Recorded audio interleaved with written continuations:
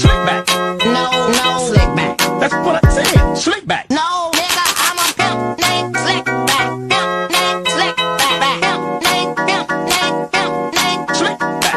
Nigga, are you deaf? I'm a pimp named Slick. Assalamualaikum warahmatullahi wabarakatuh. Perkenalkan, nama saya Nisa Ramadhani dari Institut 7. Saya berasal dari Sekolah SMA Negeri 23 Batam dengan guru pembimbing Bapak Iqbal. Di sini saya akan membahas materi mengenai komponen ekosistem dan interaksinya. Ada 6 materi yang akan dibahas. Yang pertama yaitu ada komponen ekosistem, yang kedua ada interaksi antar komponen ekosistem, yang ketiga aliran energi, yang keempat piramida ekologi, yang kelima produktivitas, dan yang keenam gaul biogeokimia. Yang pertama, saya akan membahas materi mengenai komponen ekosistem. Komponen ekosistem dibagi menjadi 2 jenis, ada komponen biotik dan komponen abiotik. Komponen biotik merupakan komponen yang ada di alam dan meliputi makhluk hidup. Contohnya yaitu seperti manusia, hewan, tumbuhan, mikroorganisme, dan lain-lain. Sedangkan komponen abiotik merupakan seluruh komponen yang tidak hidup dalam ekosistem. Contohnya yaitu seperti tanah, air, dan udara. Dan materi yang kedua, saya akan membahas tentang interaksi antar komponen ekosistem. Saya akan membahas poin dari interaksi antar spesies. Interaksi antar spesies itu dibagi menjadi 4 jenis. Yang pertama ada protokooperasi, yang kedua predasi, yang ketiga amensalisme, dan yang keempat ada parasitisme. Saya akan menjelaskan tentang apa itu protokooperasi. Protokooperasi merupakan suatu interaksi antar 2 spesies bahkan lebih, yang tiap-tiap spesiesnya itu bisa mendapat keuntungan, namun tidak bersifat wajib. Contohnya yaitu seperti kerbau dengan burung jalak. Dan yang kedua, saya akan membahas tentang apa itu predasi. Predasi merupakan bentuk interaksi antar spesies di mana organisme ini memakan organisme yang lain. Contohnya yaitu seperti cicak dengan nyamuk. Yang ketiga ada amensalisme. Amensalisme merupakan hubungan antara 2 makhluk hidup di mana salah satu pihak mendapat kerugian dan satu pihak yang lain tidak mendapatkan apa-apa, seperti tidak mendapat keuntungan ataupun tidak mendapatkan kerugian. Contohnya yaitu seperti pohon walnut dan tumbuhan lain di sekitarnya. Dan yang keempat yaitu ada parasitisme. Parasitisme merupakan kondisi ketergantungan makhluk hidup di mana salah satu pihak mendapatkan keuntungan sedangkan pihak lain mendapatkan kerugian. Contohnya yaitu seperti salah satu pihak menjadi sel inang dan pihak lain menjadi parasit. Dan yang ketiga, saya akan membahas materi mengenai aliran energi. Aliran energi ini dibagi menjadi 2 jenis. Yang pertama yaitu ada rantai makanan. Rantai makanan merupakan suatu proses dimakan atau memakan sesama makhluk hidup sesuai dengan urutan tertentu. Contohnya yaitu seperti rumput dimakan oleh tikus dan tikus dimakan oleh ular, lalu ular dimakan oleh burung elang, dan proses ini menjadi jamur dan disebut sebagai pengurai. Dan yang kedua, saya akan membahas tentang jaring-jaring makanan.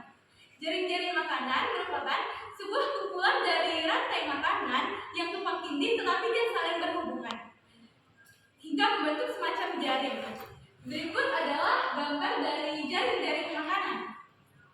Yang keempat, saya akan membahas materi mengenai piramida ekologi. Piramida ekologi ini dibagi menjadi 3 jenis. Yang pertama yaitu ada piramida gelar, yang kedua ada piramida biomasa, dan yang ketiga ada piramida energi.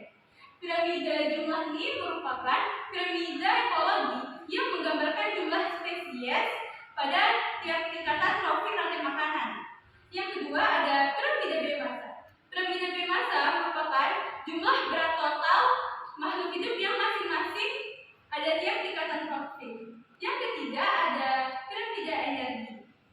Piramida energi merupakan piramida yang memberikan gambaran terkait suatu aliran energi pada ekosistem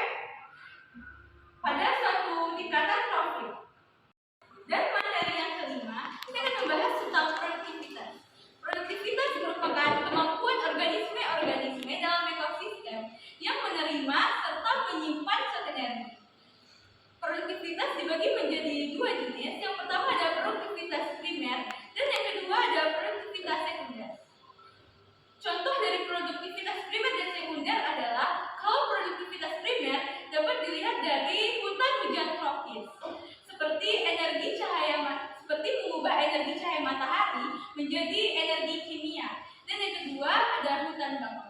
Kalau produktivitas sekunder dapat dilihat seperti asimilasi pada arah atau tingkatan konsumen. Contohnya yaitu memakan bahan organik dan mengubahnya menjadi bahan kimia. Dan materi yang terakhir, yang keenam, kita akan bahas tentang daur biokimia. Yang pertama, yaitu ada daur karbon. Daur karbon merupakan daur biokimia di mana karbon ini dipertukarkan dengan biosfer, geosfer, hidrosfer, dan atmosfer pada bumi. Dan yang kedua ada daur nitrogen.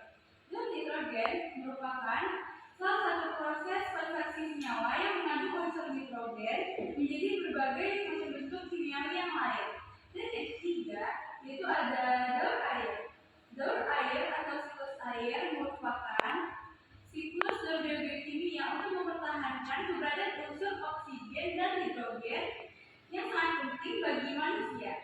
Dan yang keempat ada daur fosfor. Daur fosfor merupakan salah satu siklus dari daur biokimia yang mengalir dari abiotik ke biotik lalu kembali ke abiotik. Terus di sini daur fosfor dapat membantu proses dalam tubuh seperti metabolisme karbohidrat, lemak, dan asam nukleat. Dan yang kelima yaitu ada daur belerang sulfur. Daur belerang sulfur merupakan perubahan sulfur dari hidrogen sulfida ke sulfur dioksida lalu menjadi sulfat dan kembali lagi ke hidrogen sulfida lagi. Daur belerang sulfur adalah jenis daur biokimia yang menjaga keseimbangan sulfur di dalam. Dan saya ada dua media, satu media gambar dan satu media praktek dalam materi ini. Dan ini ada contoh dari media praktek saya. Di sini ada rumput. Rumput ini sebagai produsen lalu dimakan oleh katak, dan lalu katak ini dimakan oleh ular, lalu ular dimakan oleh burung elang, dan terakhir ini menjadi jamur atau yang disebut sebagai murai. Dan yang kedua, saya ada praktek media gambar. Dan ini adalah praktek media gambar daur nitrogen. Di sini ada udara dan air lalu menjadi fotosintesis oleh tumbuhan, respirasi seluler, pembekakan, perombakan, lalu menjadi kandungan organik, lalu dimakan oleh organisme heterotroph, lalu menjadi organisme mati dan menjadi dilakukan oleh jamur bakteri, lalu kembali lagi menjadi dari ke udara dan air. Yang berikut adalah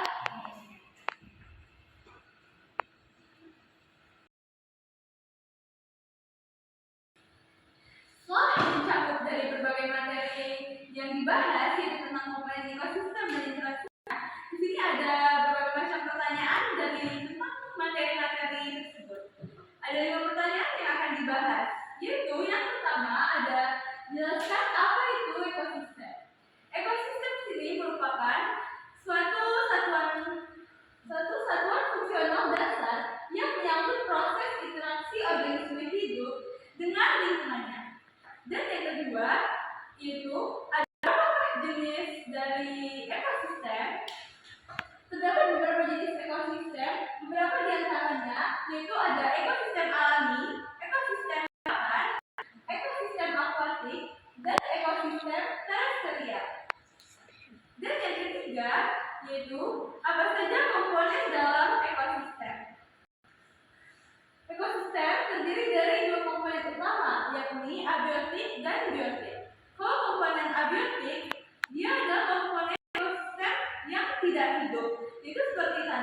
air, dan udara.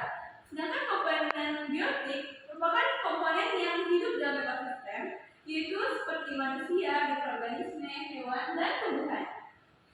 Dan pertanyaan yang keempat itu, apa yang dimaksud dengan rantai makanan? Rantai makanan ini merupakan